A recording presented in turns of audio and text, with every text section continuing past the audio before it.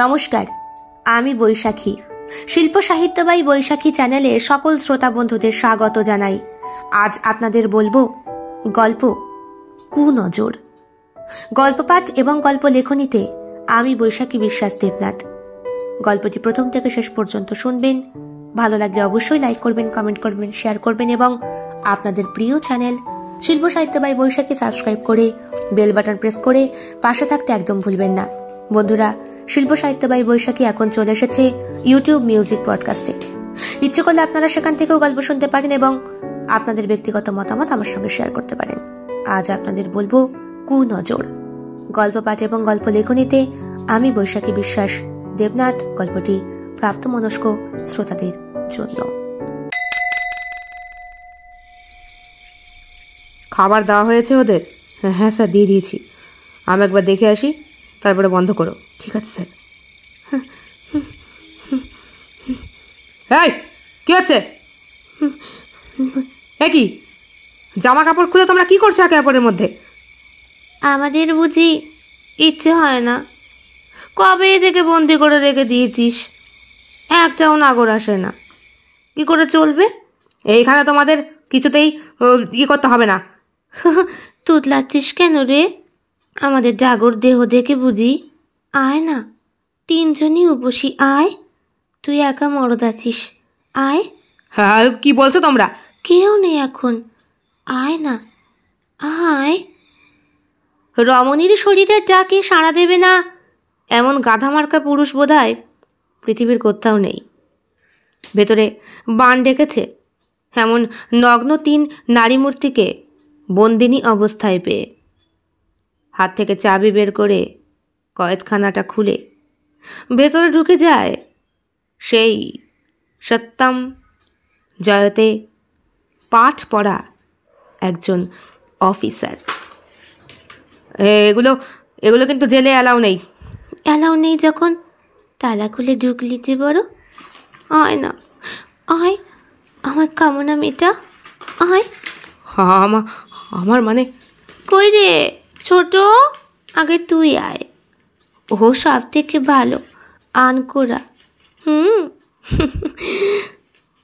আমি মানে আমি আই অ্যাম এক্সট্রিমলি সরি। ব্যাপারটা এরকম ঘটবে আমি কিছুতেই বুঝতে পারিনি।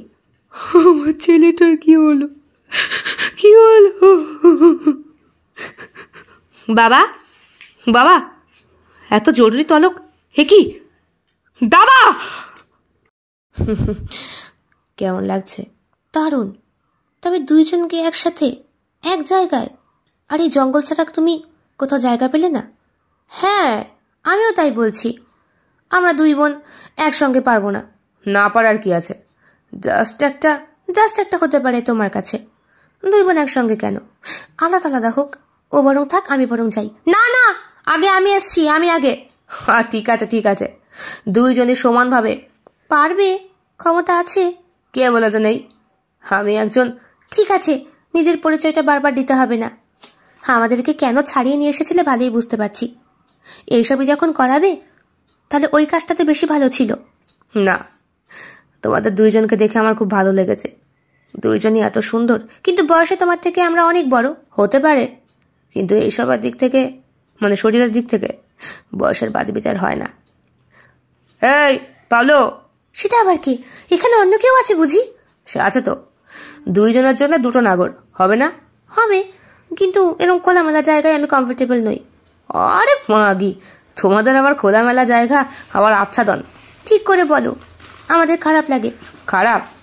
এক্ষুনি খারাপ লাগাচ্ছি। এমনভাবে ব্যথা দেব না, তোমরা যাদেরকে এতদিন ধরে ব্যথা দিয়েছো তাদের 100 গুণ। ব্যথার পেতেই তো এসেছি, কিন্তু এরকম করে না। আমার খুব অসহ্য লাগছে, ভয়ও করছে। তোমাদের মোটিভ ঠিক ভালো লাগছে না। মানেটা কি?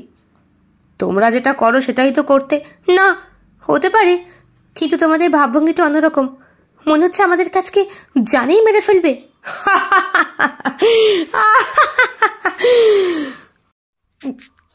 লাগছে, চাপ।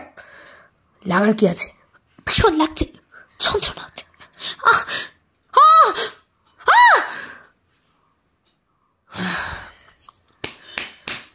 ছি, ধুলো। এই, কে আছিস? দড়ি নিয়ে আয় একটা। দড়ি দিয়ে কি হবে বস? আরে নিয়ে আয় না। কি একটা বস্তা এনেছিস, পুরোটাও ঢুকলো না। ভালো করে টাইট করতে হবে, নাহলে শিয়ালকে করে ছিঁড়ে খাবে। কিন্তু বড্ড চিল্লাচ্ছিল যে।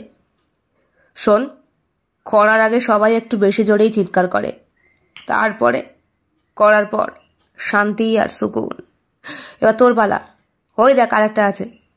বাহ, জ্যান্ত তো, পুরো টাটকা, পুরো রস খেতে পারবি। যা না, যা যা। কিন্তু তারপর আমায় ডাকবি। লাস্ট চিৎকারটা তো আমি শুনবো। চিৎকার শুনতে আমার হেভি লাগে, ব্যাপক লাগে। বস, তুমি মারাত্মক, আমি মারাত্মকই থাকতে চাই। এসব নোংরা আবর্জনা আমি পৃথিবী থেকে উচ্ছেদ করতে চাই। চলি, বুঝলি? কোথায় যাচ্ছ? যাচ্ছি, এক জায়গায় যাওয়ার আছে, খবর আছে। সেখানেও একটা সাফাইয়ের কেস আছে। দারুণ নাকি মাল, টসটসে ফুল।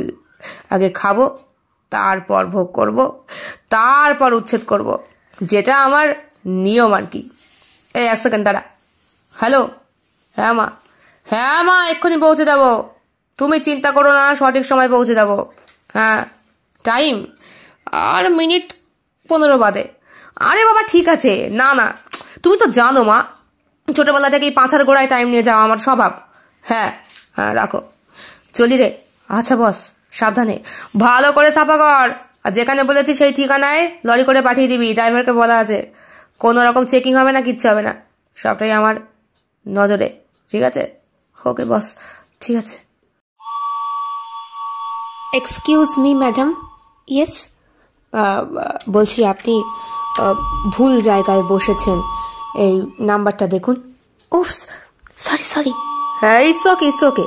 আমরা নিজেদের মধ্যে যদি মানে একটা মীমাংসা, মানে এই মুহূর্তে আপনার সঙ্গে আমার দেখা হলো, আর এই ক্ষণিকের পরিচয়ে কিভাবে আমাদের মধ্যে সবটা ঠিক হবে? আপনি ভুল ভাবছেন। মানে শুধু সিটটা এদিক ওদিক। আপনি যদি ওইদিকে কমফোর্টেবল হয়ে থাকেন তাহলে ওইদিকে বসুন না, আমার দিক থেকে কোনো প্রবলেম আসবে না। ঠিক আছে, এত করে যখন বলছেন তখন এইদিকেই বসছি। অ্যাকচুয়ালি আমার লাগেজপত্র গোছানো হয়ে গেছে, তাই। যত সব মেয়ে মানুষগুলো এরকমই হয়, বলি এক, কথা বোঝে আর এক। কিছু বললেন? না, কিছু না, আপনি বসুন না। বাই দ্য ওয়ে, আমি আকাশ চৌধুরী। তাই? তাহলে আমি কি করব? যা বাবা, সামান্য পরিচয়টুকুও বুঝি করা যায় না? ওই যে বললাম, মাত্র কয়েক সেকেন্ড হয়েছে, 1 মিনিটও হয়নি। দুটো কথাই নিজের পরিচয় দিতে আমি আপনাকে বাধ্য নই। ওকে, ঠিক আছে। বাবা, মেয়েরা মনে হয় সবসময় এত টেম্পারি দেখায়। কিছু বললেন? না, কিছু বলিনি, সবটাই আমার কপাল। হ্যাঁ, ফোনটা কোথায় গেল? ওই যে সিটের পাশে। আপনি এতটা ইরেসপন্সিবল কি করে হতে পারেন? মানে আমি ইরেসপন্সিবল কি করে হলাম? আমাকে সিটের কথা বলতে বলতে মোবাইলে আমার সিট নাম্বার দেখাতে গিয়ে নিজেই মোবাইলটা পাশে রেখে দিয়েছেন। এখন কেউ যদি এসে হাত সাফাই করে নিত তখন কি হতো? এতগুলো কথা বলতে পারে, নামটা বলতে পারে না। কিছু বললেন? না, কিছু না, থ্যাঙ্কস। It's okay. আমার নাম কেয়া মিত্র। আমি কি জানতে চেয়েছি? একটু আগেই তো আমার নাম জানতে চাইলেন। বারে, কেমন বেটা ছেলে আপনি? ও, তখন নাম জানতে চাইলাম বলে এখন উত্তর দিচ্ছেন? হ্যাঁ, এখন আমার মুড হয়েছে তাই। তখন মুড অফ ছিল। আপনার মুড কি ক্ষণে ক্ষণে পরিবর্তন হয়? এক্সকিউজ মি, আপনি আমাকে চেনেন না, জানেন না, এমন করে কথা বলতে পারেন না। Sorry, I am so sorry. ট্রেনটা বড্ড লেট করছে, ছাড়বে কখন বলুন তো? সেটা তাহলে আপনি ড্রাইভারকে গিয়ে জিজ্ঞেস করতে পারেন।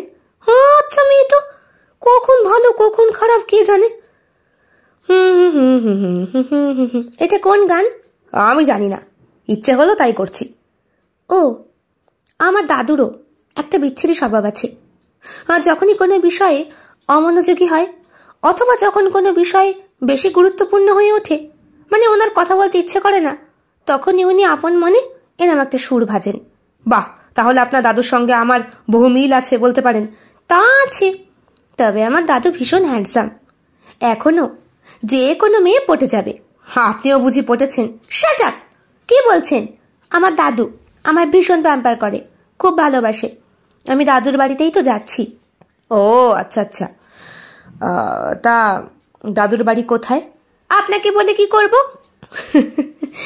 আপনি কি বলুন তো, যেই কথাটা জানতে চাই সেটার উত্তর দেন, তবে একটু বাঁকিয়ে দেন। ওই হলো, আপনি যেখানে যাচ্ছেন সেখানেও আমি যাচ্ছি, আমাদের ঠিকানা একই জায়গায়। ও আচ্ছা আচ্ছা, তার মানে আমি যেখানে আপনার টিকিটও সেইখানকারই? হ্যাঁ। আপনি আমার টিকিট কি করে দেখলেন? আচ্ছা বোকা মানুষ তো আপনি, নিজের মোবাইলে অ্যাপ খুলে আপনিই তো আমাকে দেখালেন। হো, তাই তো, এখানে একটা বোকামির পরিচয় দিয়েছি অবশ্য। তা ওখানে কোথায় থাকেন? ওখানে পাঁচতারা মোড়ের পাশে একটা গলি আছে। গলির ভেতরে সোজা ঢুকে গেলে একদম সামনাসামনি বাদিকে যেই 3তলা বাড়িটা পড়ে, ওটাই আমার দাদুর বাড়ি। ওখানেই যাচ্ছি। বাহ, সে তো খুব ভালো কথা। আর আমার বাড়ি আপনার থেকে আমি জানতে চেয়েছি। বাপরে বাপ, কি ধরনের মেয়ে রে বাবা! দেখে তো মনে হচ্ছে বিয়ে থাওয়া হয়নি এখনো, আইবুড়ো। ভালোই হলো, যেতে যেতে একটু আলাপ তো জমিয়ে দেওয়া যাবে। কিছু বললেন? না না, কিছু বলিনি। বলছি, কোথায় যাচ্ছেন? দাদুর বাড়িতে বেড়াতে নাকি সামার ভ্যাকেশন কাটাতে? মরণ, এখন কি শীতকাল?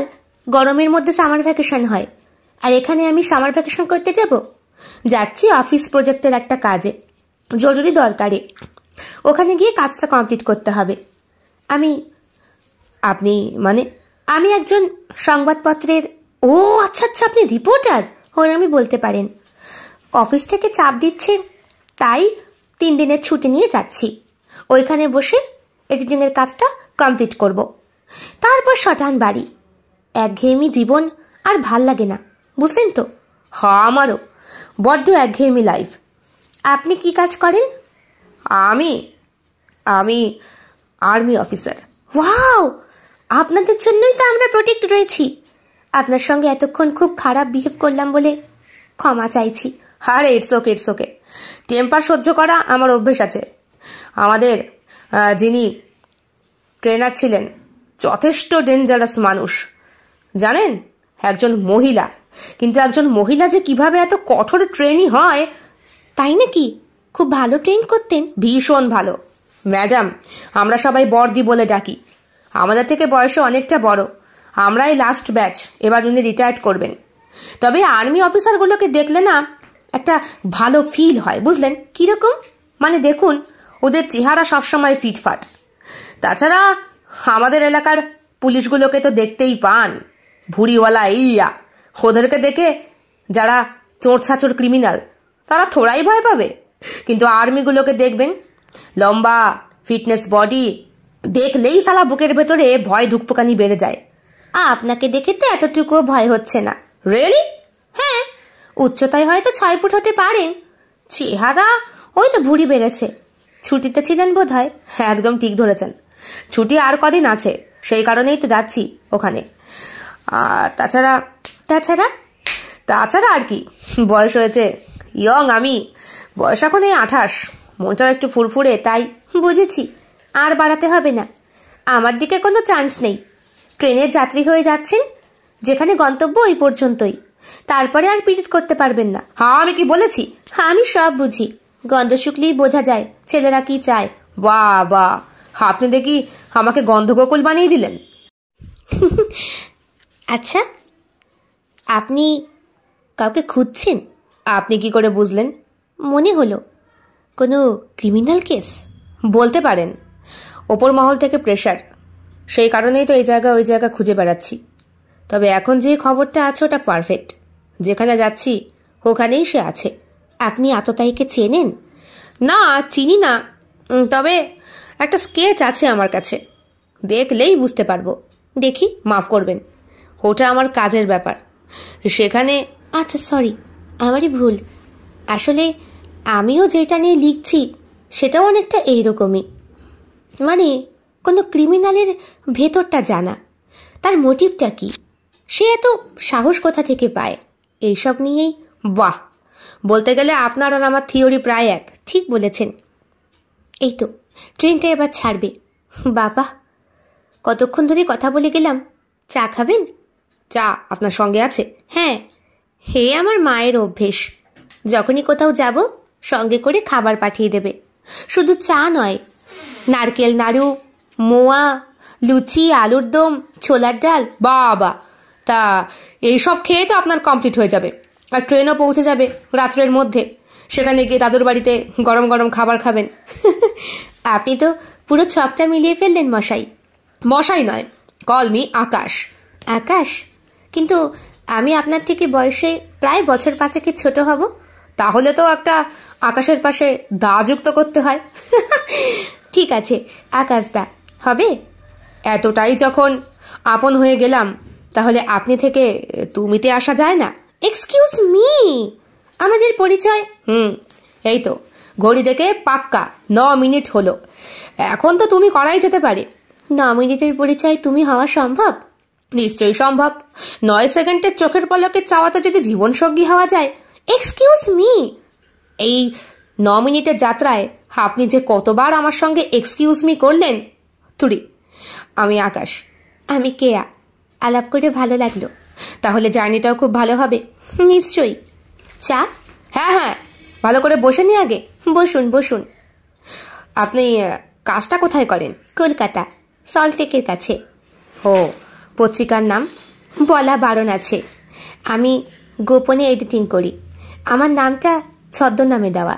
ও, মানে কেয়া ব্যবহার করেন না? না, ওটাই আমার আপত্তি।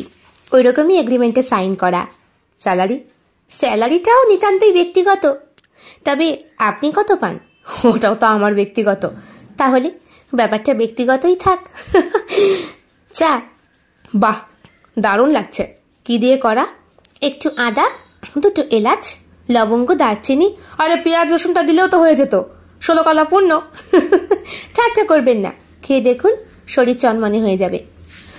আর বলছি, আপনার বাড়ি? আমি মেদিনীপুরের ছেলে, চাষাভূষা পরিবারের। এই চাষা শুনলেই না সবার মাথায় একটা প্রতিচ্ছবি ভেসে ওঠে। বিরাট মনে বড়লোক বড়লোক ভাব, প্রচুর জমি জায়গা আছে। ভুল ধারণা। চাষারা যা উৎপন্ন করে তার সবটাই কম দামেই আমাদের কাছ থেকে বিক্রি হয়, বরং মাঝখানে যে থাকে সে বেশি লাভবান হয়। হ্যাঁ, হতে পারে পিতৃপ্রদত্ত প্রচুর সম্পত্তি আছে, ঠাকুরদার রেখে যাওয়া অনেক কিছু আছে, তবে ওই সম্পত্তি জায়গা বেচার পরেই টাকা, তার আগে নয়। আপনি কেন এই লাইনে এলেন? বরাবরই আমার খুব একটা ভালো লাগতো না। বাবা মাকে দেখেছি তো সারাদিন জমিতে লাঙল কাটতে। বাবা কঠোর পরিশ্রম করত, তার সঙ্গে মাও। ঠাকুরদাও হঠাৎ করে একদিন বাজ পড়ে মারা গেল। সেদিন বারণ করেছিলাম, খেতে যেতে হবে না। বলল না, ওখানে আমাকে যেতেই হবে। ওই মাটি আমায় ডাকে। ব্যাস, বৃষ্টির মধ্যে ভিজে ভিজে কাজ করছিল, বাজ পড়ে সেখানেই শেষ। তারপর থেকে বলতে পারেন সংসারের হাল সম্পূর্ণভাবে বাবার হাতে। নাকে রক্ত তুলে বাবা কাজ করত, মাও হেল্প করত। তাই ঠিক করেছিলাম বাবা মাকে শান্তি দেব, আর এমন একটা চাকরি করব যেখানে নিজের কাছে রাখতে পারি। কিন্তু অল্প বিদ্যায় তো আর খুব একটা ভালো চাকরি পাওয়া সম্ভব নয়। আমাদের এলাকাতেই একজন পুলিশ অফিসার এসেছিলেন কি সব দেখাশোনা করতে। তখনই আমার উচ্চতা দেখে আমাকে উনি প্রপোজালটা দেন। বললেন, এইচএস কমপ্লিট করেছো, গ্র্যাজুয়েশন পড়াশোনা করছো, করতে করতেই আর্মি ডিপার্টমেন্টে চেষ্টা করে দেখো না, চাকরি হয়ে যেতে পারে। ব্যাস, প্রথম চান্সেই কেল্লা ফতে চাকরিটা হয়ে গেল। বাবা মাকে নিয়ে এসেছেন? হ্যাঁ, আর বলবেন না সে কথা। কত বললাম, কিছুতেই এলো না। আপনার ভাই বোন? কেউ নেই, আমি একাই। বাহ, সে তো খুব ভালো কথা। এই দেখেছো, তোমাকে আমি তুমি করে বললো, তুমি আমাকে এখনো আপনি আপনি করছো। ও সরি। মানে তোমার ভাই বোন? এই তো, ডাকটা কত মিষ্টি লাগে। আপনি থেকে তুমি হয়ে গেলে না সম্পর্কটাই যেন সম্পূর্ণভাবে বদলে যায়। এক্সকিউজ মি, ইটস ওকে, আমি জানি আমার সীমার মধ্যে আমি থাকবো, আই নো। কথা বলতে বলতে খিদে পেয়ে যাচ্ছে। লুচি খাবেন? লুচি? গ্যাস অম্বল হবে না তো? আপনি যে বললেন আর্মি অফিসাররা অল টাইম ফিট, ব্যায়াম করেন না? রেগুলার। তাহলে কিচ্ছু হবে না। 2 দিই? দেখি খেয়ে কিরকম লাগে, তারপরে না হয়। নিশ্চয়ই, অনেক আছে। আমার এই লাগেজের মধ্যে জামা কাপড়ের থেকে খাবারটাই বেশি। ভালোই। আপনি? খাচ্ছি, আপনি খেয়ে নিন না। বলছি আর একটা হবে? নিশ্চয়ই, নিন। খুব ভালো হয়েছে। রান্না কে করেছে? আমার মা। ভালো রান্না করে না? খুব ভালো। একবার আপনার বাড়িতে যাবো খনি। যাবেন যাবেন, তবে বিনা নিমন্ত্রণ নেই। হ্যাঁ, আপনি নিমন্ত্রণ করলেই তবে যাব। আমি কবে নিমন্ত্রণ করবো আপনি কি করে বুঝবেন? বারে আপনার বিয়েতে। আপনি কি করে জানলেন আমার বিয়ে? ওই যে আপনার বাহাতের অনামিকায় একটা আংটি দেখতে পাচ্ছি, চকচক করছে, নিশ্চয়ই আশীর্বাদ হয়েছে। ঠিক ধরেছেন। আর গলার চেনটা, সেটাও তো মনে হচ্ছে নতুন। হ্যাঁ, আমার ফিয়ান্সে দিয়েছে আমাকে। ভালো না? এখানে আমার নামের প্রথম অক্ষর লেখা কে, দেখেছেন? বাহ, সুন্দর। তা বিয়েটা কবে হচ্ছে? এই বছরে ফাল্গুনে। হো বাবা, দিন তো তাহলে চলেই এলো। হ্যাঁ, আপনার ঠিকানাটা আমাকে ভালো করে লিখে দিয়ে যান, আমি ওখানে কার্ড পাঠিয়ে দেব। আরে ঠিকানা লিখে দেওয়ার কি আছে, ফোন নাম্বারটাই নিয়ে নাও না। ঠিক আছে, দাও তাহলে ফোন নাম্বারটা। ফোন নাম্বার আদান প্রদানের পর সম্পর্কটা যেন আরো একটু স্বাভাবিক হয় কেয়া আর আকাশের মধ্যে। কেয়া অল্প বয়সী সুন্দরী একজন নিউজ রিপোর্টার। অনেকক্ষণ ধরে ট্রেনে বসে থাকার পর বেশ খানিকক্ষণের জন্য নিজেদের মধ্যে নীরবতা আসে, কথাবার্তা বন্ধ। জানলা দিয়ে প্রাকৃতিক দৃশ্য দেখায় মগ্ন কেয়া। ওর এলোমেলো চুলগুলো কপালের মাঝখানে উড়ে উড়ে যাচ্ছে। টুটনির মাঝখানে একটা ভাঁজ পড়ে মেয়েটার। মুখটা বেশ গোল, চেহারাটাও গোলগাল, ছিমছাম। পরনে একটা হলুদ রঙের শাড়ি আর ডিপ নীল কালারের পাড়।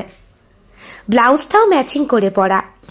হালকা গয়না গায়ে রয়েছে, আর পাশেই দুটো ব্যাগ, একটা ট্রলি ব্যাগ যেটা ওপরে রাখা, আর পাশে একটা বড় সাইজের হ্যান্ড ক্যারি ব্যাগগুলো, ওটার মধ্যেই ভর্তি ভর্তি খাবার। আপাদ মস্তক আর চোখে কেয়াকে ভালো করে দেখে নেয় আকাশ। আকাশের পুরুষঠু, মোটা কোপ, উচ্চতায় 6 ফুট, বড় ছাতি, সাদা রঙের গেঞ্জি, কালো রঙের প্যান্ট পরা। হাতে রয়েছে একটা দামি রিস্টওয়াচ, আর এক হাতে একটা সোনার ব্রেসলেট। না, গলায় মালাফালা নেই, হাতে আংটিও নেই। মাথার চুলগুলো উল্টে আঁচড়ানো, ভর্তি মাথায় এক রাশ ঘন কালো চুল। গেঞ্জির ফাঁক দিয়ে ওর 6 প্যাক চেহারা দৃশ্যমান। যে কোনো মেয়েরই ভালো লেগে যাবে এরকম হ্যান্ডসাম একটা ছেলে সামনে বসে থাকলে। ট্রেনের কামরায় আপাতত আর কেউ নেই। রিজার্ভেশন হওয়ার জন্যে ট্রেন ছুটে চলেছে বিরাট গতিতে। গন্তব্য দুইজনেরই একই জায়গায়, পাঁশকুড়ার 5 মাথা মোড়। যেতে যেতে এখনো প্রায় ঘন্টা 3 বাকি। তবে এই পথ যেন কিছুতেই শেষ না হয়, সেইটাই যেন মনে মনে আকাশ বলছে। ওরা ট্রেনে উঠেছে যখন, তখন বাজে প্রায় বেলা 3টে। ট্রেনে উঠে খাবার দাবার খেয়ে গল্পগুজব করতে করতে এখন অনেকটা সন্ধে হয়ে এসেছে। দিনের বেলায় প্রাকৃতিক দৃশ্য দেখা গেলেও সন্ধেবেলায় ট্রেনের বাইরে অন্ধকার ছাড়া আর কিছুই বোঝা যাচ্ছে না। এক্সপ্রেস ট্রেন দ্রুত গতিতে ছুটে চলেছে একটার পর একটা স্টেশন পার করে। মাঝখানে একবার ওয়েটার এসেছিল কিছু খাবে কিনা জিজ্ঞেস করতে। ট্রেনের খাবার খাওয়া খুব একটা পছন্দ করে না আকাশ। হয়তো কেয়াকে ভগবান এই জন্যই পাঠিয়ে দিয়েছে, ওর খাবার সরবরাহ করার জন্য। একটা কথা বলবো? বলুন। আপনার কেউ নেই? মানে কোনো গার্লফ্রেন্ড নেই? এত সুন্দর চেহারা, লালটুস মার্কা দেখতে আপনি। হাসালেন। হাসির কি আছে, সত্যি বলুন না। নেই? হ্যাঁ ছিল। ছিল বলতে? এখন নেই, আমাকে ছেড়ে দিয়েছে। আপনাকে ছেড়ে দিয়েছে নাকি আপনি ছাড়লেন? চেহারা দেখে তো বলুন মশাই আপনিই অন্য কারো পাল্লায় পড়ে। না না, ভুল ভাবছেন। সে আমাকে ছেড়ে দিয়েছে, ছেড়ে দিয়ে অন্য খাঁচায় ফুরুত করে পালিয়েও গেছে। সেখানে গিয়ে নাকি সুখে সংসারও করছে। বাচ্চার সঙ্গে দেখা হলেই আমাকে মামা সম্বোধন করায়। ভাবুন তো, গার্লফ্রেন্ডের বাচ্চার মামা হয়ে গেছি আমি। এর থেকে লজ্জার আর কি থাকতে পারে? ভালোই তো, বেশ ভালো লাগলো আপনার প্রেমের কাহিনী শুনে। আপনার ভালো লাগলো? ঠাট্টা করছেন? আপনার তার খবর কি? আমার উনি আমার ভালোবেসে নয়, বাবা মার পছন্দে। বলতে গেলে খুব একটা বিয়ে থাওয়া করার ইচ্ছে ছিল না। বাবা মার একমাত্র নই আমি। আমার আগে দুটো দিদি ছিল বলতে এখন আর নেই, হারিয়ে গেছে। কোথায়? জানি না, অনেক বছর হয়ে গেছে, কোনো খোঁজ খবর পাওয়া যায়নি। শুনেছিলাম কার সঙ্গে ভালোবেসে সংসার বাঁধার জন্যে বিদেশ চলে গিয়েছিল, আর একজন দিল্লিতে। পরে নাকি দুইজনই একই জায়গায় বিক্রি হয়ে। ইস, আপনি পুলিশে ইনফর্ম করেননি? করেছি। আমার ফ্যামিলি থেকে সবাই অনেক চেষ্টা করেছে, কিন্তু কেউ কোনো রকম খোঁজ খবর পায়নি। তারপরে আমি একটু একটু করে বড় হয়ে, আসলে আমার দুই দিদির মধ্যে আমি সব থেকে ছোট। দুইজনের মাঝখানে বয়সের ডিফারেন্স প্রায় বছর 15 মতো হবে। বাহ, তার মানে আপনার বড়দি তো অনেকটাই। হ্যাঁ, অনেকটাই বয়স্ক। আর সেরকমভাবে অতীতের দিকে তাকিয়ে বাড়ির লোকও ভাবেনি। আমাকে নিয়েই সবাই। আপনার কথা শুনে খুব খারাপ লাগলো।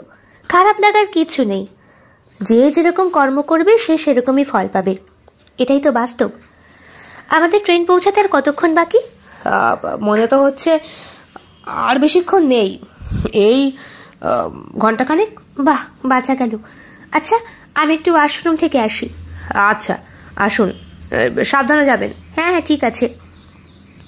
কেয়া ওয়াশরুমে যাওয়ার সঙ্গে সঙ্গেই আকাশের কি মনে হয় ওর ব্যাগটা একবার সার্চ করে। সামনাসামনি বাথরুমের দরজা দেখা যাচ্ছে। কেয়া সোজা হেঁটে চলেছে সেই দরজা বরাবর। দরজা খুলে কেয়া ভেতরে ঢোকার সঙ্গে সঙ্গেই আকাশ ওর ব্যাগটাকে নিয়ে খুলে চেক করতে যাবে, হোমনি আবার দরজাটা খোলার শব্দ। কিচ্ছু বুঝতে না পারার আগেই ব্যাগটাকে রেখে দেয় সে। কেয়া আসে, এসে বলে, আমার সেলফোনটা এখানে রেখে গেছি, দেখুন না কোথায়। ফোন তো আপনি সঙ্গেই নিয়ে গেলেন। না না। ব্যাগের চেনটা খুলে ভেতর থেকে মোবাইলটা বার করে নেয় কেয়া। আপনি বাথরুমেও ফোন নিয়ে যান? না, নিই না, তবে মা বারবার ফোন করছে তো, বাথরুমে গেছি বা আপনার গলা পেলে মা খারাপ ভাবতে পারে, এই জন্যে। ও আচ্ছা আচ্ছা, নিয়ে যান, ব্যাগটা একটু দেখে রাখবেন। হ্যাঁ। দ্বিতীয়বার আর ব্যাগ হাতানোর সাহস হলো না আকাশের। বলা যায় মেয়েটা যদি ওকে অবিশ্বাস করতে শুরু করে। দেখতে দেখতে আর মাত্র কিছুক্ষণের পথ। মনটা আনচান শুরু করেছে আকাশের। মেয়েটাকে ট্রেনের পরিচয়ে এত ভালো লেগে গেল, এও কি সম্ভব? দুইজনে এখন পাশাপাশি বসে, মুখোমুখি সিটের দূরত্ব এখন পাশাপাশিতে এসে ঠেকেছে। আকাশ নিজেই সাহস করে কেয়ার হাত দুটো ধরে, বলে, যদি কিছু মনে না করো একটা কথা বলবো। বলো। তোমার সত্যিই বিয়ে? হ্যাঁ, আংটি পরা দেখতে পাচ্ছ না? তুমিই তো বললে। না মানে কি? আমায় পছন্দ হয়েছে বুঝি? ভীষণ। বাড়িতে বাবার সাথে কথা বললে একবার হয় না? যদি বিয়েটা। এরকম আলাপে কখনো বিয়ে করতে নেই মশাই, এগুলো ক্ষণিকের পরিচয়। কিন্তু এই ক্ষণিকের পরিচয় তো মনের ভেতরে গভীর দাগ কেটে দিয়ে যায়। যেতে পারে, তবে আমি স্মৃতিতেই থাকতে চাই, বাস্তবে নয়। তোমার কথাগুলো কেমন যেন হেয়ালি মার্কা। তাই নাকি? ট্রেনটি একটা অন্ধকার গুহার মধ্যে ঢোকে। মানে ঠিক যেরকম ওই রোম্যান্টিক সিনগুলোতে হয় না, মানে গার্লফ্রেন্ড বয়ফ্রেন্ড অথবা কাছাকাছি দুটো মানুষের আরও কাছাকাছি আনার জন্যে নিভৃত অন্ধকার প্রয়োজন, তা এও ঠিক তাই। অন্ধকারের মধ্যে ট্রেনটা ঢোকার সঙ্গে সঙ্গেই ভয়ের চোটে কেয়া শক্ত করে হাত চেপে ধরে আকাশের, আর আকাশও শক্ত করে ওর হাত চেপে ধরে। দুইজন দুইজনের দিকে তাকিয়ে অন্ধকারের মধ্যে যেন ওরাই একে অপরকে দেখতে পাচ্ছে। এরপর দুইজন আরও কাছাকাছি চলে আসে। ট্রেনের বেগ বাড়ার সঙ্গে সঙ্গেই ওদের হৃদস্পন্দন নিজেরাও শুনতে পায়।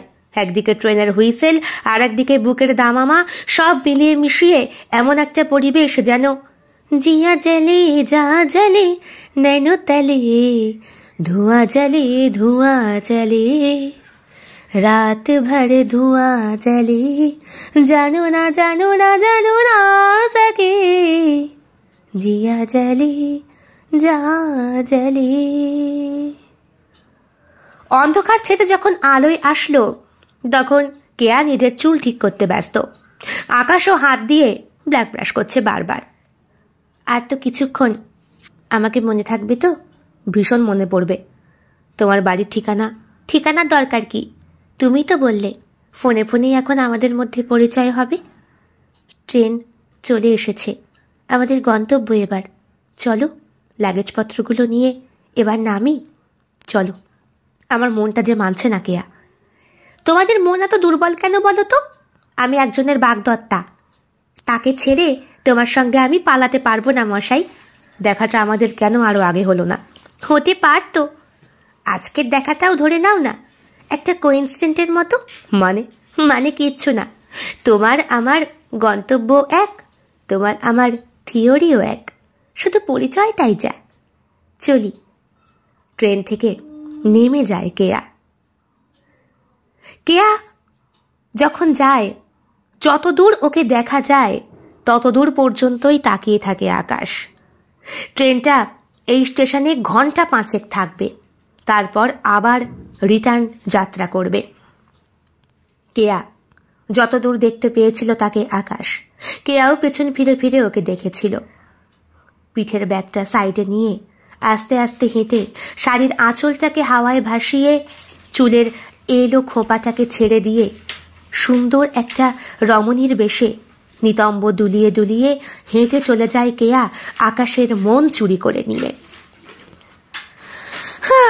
আর কি বেটা, তুই জীবনে শালা আইবুড়োই থাকবি বলে নিজের ভেতরের ঘরে গিয়ে ট্রেনের কামরার ভেতর প্রবেশ করে ব্যাগটা নিতে যাবে, অমনি চোখ দুটো আটকে যায় আকাশের ট্রেনের ওপরে রাখা ট্রলি ব্যাগটার দিকে। কেয়া বলেছিল না এই ব্যাগটা ওর? মেয়েটা তো ট্রলি ব্যাগটা নিতেই ভুলে গেছে। আস্তে করে ব্যাগটা নামিয়ে কেমন একটা সন্দেহ হয় আকাশের, এত বড় ব্যাগ অথচ এত হালকা, কি এত নিয়ে যাচ্ছিল মেয়েটা? ব্যাগটা খুলতে যাবে অমন সময়, স্যার ওটাকে ধরবেন না, ওতে বম আছে। হোয়াট? হ্যাঁ স্যার, ওতে বম আছে, আমরা আমরা সঙ্গে সবাইকে নিয়ে এসেছি। ওটার বমটাকে সব নষ্ট করতে হবে। আপনি সরে আসুন স্যার, এটা ভীষণ ক্রিটিক্যাল একটা ব্যাপার, আমার মাথায় কিছু ঢুকছে না। আকাশ, স্যার আপনি? হ্যাঁ, তোমাকে যেই ক্রিমিনালকে ধরতে পাঠানো হয়েছিল তাকে অ্যারেস্ট করা হয়েছে। মানে স্টেশনের বাইরেই তাকে হাতে নাতে ধরা হয়েছে। তার কাছ থেকেই আমরা এই ব্যাগের সন্ধান পেয়েছি। মিনিট 20 মধ্যে এই বমটাকে কিছুক্ষণের মধ্যেই নষ্ট না করতে পারলে গোটা এলাকাটা উড়ে যাবে। হ্যাঁ, হাইলি পাওয়ার যুক্ত, এর মধ্যে যা কিছু রয়েছে সবটাই। সরে এসো, ওটাতে একদম হাত দেবে না। বম যারা নষ্ট করে সেই বাহিনী রীতিমতো পোশাক পরে রেডি, 1-2 নয় 10 জনের টিম। গোটা ট্রেনটা ফাঁকা করে দেওয়া হয় এবং ভাগ্য ভালো কিছুক্ষণের মধ্যেই বমটাকে নষ্ট করে দেওয়া যায়। আমি তাকে দেখতে চাই। নিশ্চয়ই দেখবে। আমি তো ভাবতে গিয়ে অবাক হয়ে যাচ্ছি, তুমি একসঙ্গে ট্রেনে করে এলে অথচ চিনতে পারলে না। তুমি স্যার আপনি কি বলছেন? আমি কিচ্ছু বুঝতে পারছি না। আমি তোমাকে স্পষ্ট খোলামেলাভাবে বোঝাচ্ছি। তুমি এতক্ষণ যার সঙ্গে ট্রেনে জার্নি করে এলে সে কে? স্যার ওটা একটা মেয়ে, কেয়া টাইটেল কি যেন একটা বললো, দত্ত নাকি? ও আদৌ কেয়া দত্ত নয়। ও হিয়া মুখার্জি। আজ থেকে ঠিক বছর 15 আগে ওর 2 দিদিও এই একই রকম ভাবে একটা খারাপ বাহিনীর সঙ্গে যুক্ত হয়েছিল, আর সেখানেই ওরা শহীদ হয়। দিদিদের দেখানো পথ অনুসরণ করে বোনও হেঁটেছে ওই পথে। তবে নতুন তো, এই প্রথম এই বোমটা ফাটানোর মাধ্যমেই হাতে খড়ি হতো। বেচারি ধরা পড়ে যায়। ওর 2 দিদি যখন যেখানে যেত লুকিংটা চেঞ্জ করে যেত, কিন্তু ও বেচারি পারেনি। একই রকম লুকিংয়ে সিসিটিভি ক্যামেরায় ধরা পড়তে শেষমেশ আমার মাথায় সব তালগোল পাকিয়ে যাচ্ছে স্যার। আমি কিচ্ছু বুঝতে পারছি না। আমি সেটা ভালোই বুঝেছি। বেটা ছেলে মানুষ হয়ে তোমার ঠোঁটে লিপস্টিকের দাগ আর তোমার গেঞ্জির ওপরে ঠোঁটের একটা ছাপ দেখে বুঝতেই পারছি মেয়েটা তোমার ওপরে কতটা প্রভাব বিস্তার করেছিল। লজ্জা পাবার কিচ্ছু নেই, ইয়ং জেনারেশন তোমরা, মেলামেশা হতেই পারে, কিন্তু তাই বলে খোঁজ খবর না নিয়ে। কিন্তু ও যে বললো স্যার ওনাকে একটা সংবাদপত্রের রিপোর্টার, সবটাই ভুয়ো। তোমাকেও ঠিকানা বলেছিল? না স্যার। বলেছিল নিতান্তই ব্যক্তিগত তো? হ্যাঁ স্যার। ঠিক এইরকম করেও কথাবার্তা বলে। ওকে আমিও ধরতে পারতাম না যদি না ট্রেনের ওয়েটার এসে আমাকে সঠিক সময়ে খবর দিত। খাবার পরিবেশনের কথা জিজ্ঞেস করতে গিয়ে ও ধরা পড়ে প্রথম ওর নজরে। তারপরে বাথরুমে গিয়ে গোপনেও ফোন করে ও নাম্বারটা ট্র্যাক করা হয়েছিল। আমরা বুঝতে পারি এই ট্রেনেই বোমটা কাজ করবে। তারপরে তো ট্রেনটাকে অনুসরণ করে সময়ের একটু আগেই থামিয়ে মাথার সব কিছু তালগোল পাকিয়ে যায় আকাশের। এতক্ষণ যার সঙ্গে ও জার্নি করে এলো, শেষ পর্যন্ত সেই মেয়েটা একটা ক্রিমিনাল, আততায়ী। আমি একবার ওকে দেখতে চাই। দেখবে, ওখানে অপেক্ষা করছে। যাও, সোজা চলে যাও। আকাশ দৌড় লাগায়। যেই মেয়েটা ওর হৃৎপিণ্ডটাকে নিয়ে ছিনিয়ে চলে গিয়েছিল, সেই মেয়েটা কিনা শেষ পর্যন্ত। এসবের মানে কি কেয়া? কেয়া নয়, হিয়া। কি করব বলো তো আকাশ, কি করব? আমরা নিচু জাত, আমাদেরকে উঁচু বংশে তোলা বারণ। আমার দুই দিদি যেই গ্রামে বড় হয়েছে, সেই গ্রামে ওদেরকে তাড়িয়ে দিয়েছে। কেন জানো? তোমাদের মতো উচ্চ বংশের সঙ্গে বিয়ে করার জন্য। শ্বশুরবাড়ি থেকে এমন করে তাড়িয়ে দিল যে দুই দিদি আর কোথাও মুখ দেখাতে পারল না। তখন ওদেরকে সাহারা দিল এমন একজন মানুষ, যিনি একজন খারাপ আততায়ী। আর তুমি একটা ভালো মেয়ে হয়ে তার সঙ্গে ভুল করছো। আমিও ভালোবেসেছিলাম। তুমি চেনো কি না আমার মনে নেই, তবে তোমাদের ব্যাচও হতে পারে সুবিমলের সঙ্গে। সেও ঠিক তদ্রূপই করলো আমার সাথে। তাই আমিও আমার দুই দিদির দেখানো পথে এই আংটি দেখছো না, আমার সত্যিই বিয়ে হয়েছিল, কিন্তু সংসার করতে পারিনি। তাই বলে তুমি এতগুলো মানুষের ক্ষতি কখনো করতে পারো না।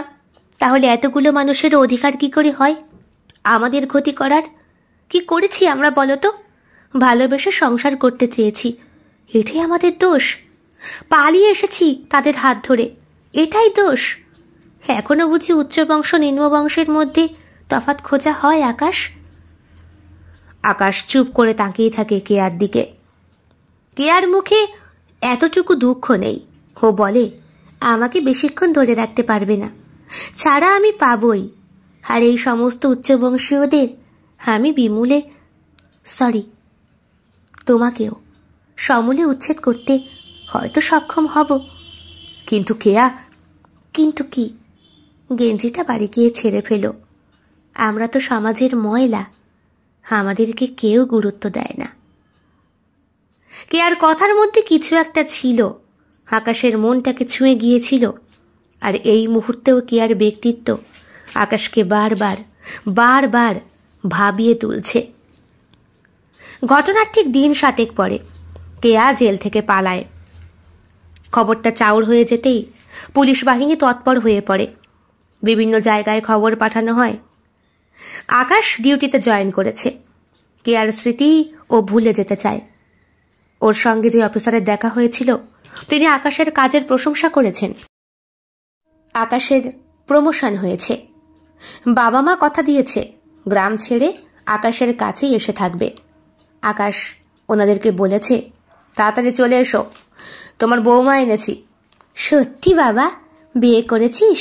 হ্যাঁ, মন্দিরে গিয়েই কাজটা সেরে ফেললাম। তোমরা আসার পরে একটা ছোট্ট করে অনুষ্ঠান করবো খনি। আচ্ছা মা, রাখছি এখন, আমায় খেতে ডাকছে ও। হ্যাঁ বাবা, বৌমার সঙ্গে খেয়ে দিয়ে উঠে একটু কথা বলাস। না না মা, ভিডিও কল টল নয়, একদম সরাসরি তোমরা দেখবে। এসো। হ্যাঁ আসি মা, রাখি। রাখ বাবা, সুখে থাক, শান্তিতে থাক। মায়ের ফোনটা রেখে দেওয়ার পরে আকাশ ছুটতে যায় রান্নাঘরে। ঘরমাক্ত শরীরে শাড়িটা লেপ্টে রয়েছে, মাথার খোপাটা এলোমেলো। পেছন থেকে দাঁড়িয়ে দাঁড়িয়ে আটা মাখছে ওর বিবাহিতা স্ত্রী। হাতে শাঁকাপলা পরা, সিঁথির সিঁদুর জল জল করছে। পেছন থেকে এসে ওর ঘরমাক্ত কোমরটাকে জড়িয়ে ধরার সঙ্গে সঙ্গেই, আরে কি করো, রান্না পুড়ে যাবে তো। যাক, আমি আটা মেখে দিচ্ছি। না মশাই, তোমার মাখতে হবে না, আমিই মাখছি। কেন, আমি বুঝি ভালো আটা মাখতে পারি না? তুমি বুঝি নিদর্শন পাওনি? থাত, সব সময় উল্টো পাল্টা কথা। বলছি কতদিন আর কতদিন আমাকে পালিয়ে পালিয়ে লুকিয়ে রাখবে? জেল থেকে ছেড়ে পালিয়ে বিয়ে করলে। কতদিন? যতদিন তোমার পাশে থাকবো ততদিন। কিন্তু তুমি যে দেশদ্রোহীর কাজ করছো, কিচ্ছু দেশদ্রোহী কাজ আমি করছি না, কিচ্ছু না। যেই মানুষরা একটা নারীকে সম্মান দিতে পারে না, তাদের মতো ওই উচ্চবংশীয় হওয়ার থেকে না হওয়া অনেক ভালো। কিন্তু তোমার নামের পাশে তুমি মুখার্জি কেন ব্যবহার করতে? লজ্জায় ব্যবহার করতাম। আর এখন কি ব্যবহার করবে? তুমি যা বলবে তাই। কিন্তু আমার যে বড্ড ভয় হয় আকাশ, ধরা পড়লে যেদিন। কেয়ার ঠোঁটের ওপরে আঙুল রেখে আকাশ বলে, চুপ, ধরা কোনো দিন পড়ব না। তোমার লুকিংটাই বদলে দেব আমি, কেউ চিনতে পারবে না। বলে পেছনে রাখা ফলের ছুরি থেকে চাকুটা বার করে নিয়ে কেয়ার দিকে তাক করে আকাশ বলে, কেমন? মানে তুমি আমাকে? কেন মারবো না তোমাকে? সবার সামনে জেলে মেরে ফেললে তো আমার পরিচয়টা সবাই জেনে যেত। তুমি হলে সেই খুনি যে আমার দাদাকে খুন করেছে। মানে? প্রথম থেকেই তোমাকে দেখে আমার সন্দেহ হয়েছিল। তোমার হাতের আংটি, তোমার গলার চেনে কে লেখা? আমার দাদা কৌস্তবকে তুমি নিজের হাতে খুন করেছ। সেও পুলিশ অফিসার ছিল। তুমি, তোমার দুই দিদি জেলে যখন বন্দি ছিলে, তখন আমার দাদাকে তোমরা নৃশংসভাবে খুন করেছ। কিন্তু তুমি যে বলেছিলে তোমার কেউ নেই। তাছাড়া তোমায় কি বলতাম তোমায়? সম্পূর্ণ তোমাকে ধরা, সম্পূর্ণ তোমার বম রিফিউজ করা, সবটাই আমার প্ল্যান মাফিক হয়েছিল। আসলে তোমার মতো আততায়ীকে ধরতে গেলে, সমূলে বিনাশ করতে গেলে জেলখানা নয় কেয়া, নিজের হাতে শাস্তি দিতে হয়। কথাটা বলার সঙ্গে সঙ্গেই হাতের ছুরিটা কেয়ার গলা বরাবর চালান করে দেয় আকাশ। ফিনকি দিয়ে রক্ত ছিটকে রান্নাঘরে ছটফট করতে করতে এক সময় জীবন বায়ু বেরিয়ে যায় কেয়ার। সব তো হলো, লাস্টটা কি করবে? কি আর করব, যেমনভাবে ওর দুই দিদির করেছি তেমনই করব। দুটোকে মেরে পুঁতে দিয়ে আসবো। কোথায় আবার? পাঁশকুড়ার সেই মামার বাড়ি, যেই দাদুর বাড়িতে ও যেতে চাইছিল। দাদু দিদাকে তো কবেই মেরে ভূত করে দিয়েছি, ওইটাকেও ওই বাড়িতেই রেখে আসবো। চিন্তা করো না, বাড়িটা হেরিটেজ, কেউ যাবে না। তবে যদি এই ঘটনা শোনার পর কারো ইন্টারেস্ট থাকে ওখানে গিয়ে একটু খোঁজ খবর নেওয়ার, তাহলে রিপিটেডলি টেলিকাস্টটা পরে করে দেওয়া যাবে নতুন একটা কিছুর মাধ্যমে। কি বলো? তুমি পারো সত্যি। এইভাবে ক্রিমিনালকে জীবন থেকে সরিয়ে দিলে? হ্যাঁ, এইভাবেই খুন করতে হয়, বুঝলে? এইভাবেই সমূলে বিনাশ করতে হয় এইসব আততায়ীদের, এইসব হত্যাকারীর। কেমন লেগেছে আজকের নিবেদন? কমেন্ট বক্সে কমেন্ট করতে কেউ ভুলবেন না।